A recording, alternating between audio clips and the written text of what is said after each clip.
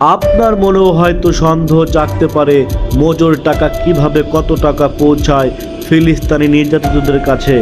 আপনার এই কৌতূহলকে পরিষ্কার করতে চোখ রাখুন আমাদের চ্যানেল ঘড়ির ঘন্টায়।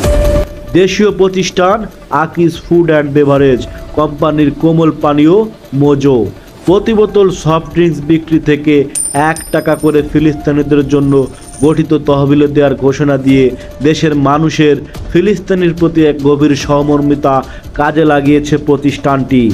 দীর্ঘ সময় ধরে চলমান এই উদ্যোগ নিয়ে কৌতূহল অনেকেরই।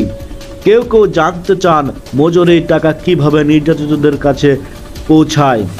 এ বিষয়ে জানতে চাইলে আকিজ ফুডের বিপণন কর্মকর্তা মোহাম্মদ মাহিদুল ইসলাম বলেন, জাতিসংঘের ওয়ার্ল্ড ফুড প্রোগ্রামের WFP সঙ্গে আমাদের একটা কন্ট্যাক্ট হয়েছে।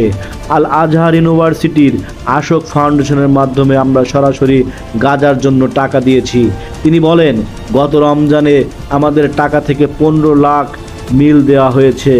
কোরবানির ঈদে গরুর মাংস যাচ্ছে, তখন পাঠিয়েছি 5,47,50,000 টাকা। এখন আরেকটা ফান্ড যাচ্ছে, আমরাও দিব। গত নভেম্বরে ঢাকার হাতিরঝিলে গাজায় গণহত্যার প্রতিবাদে কনসার্ট করেন কয়েকজন শিল্পী। এই উদ্যোগের সঙ্গে যুক্ত হয়েছিল মোজো।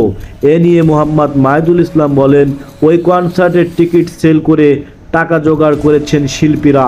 আমরা ওখানে প্রোডাক্ট বিক্রি করে যা পেয়েছি সেটা দিয়েছি, ওরাই টাকাটা পাঠিয়েছে, আমাদের কোনো হাত ছিল না।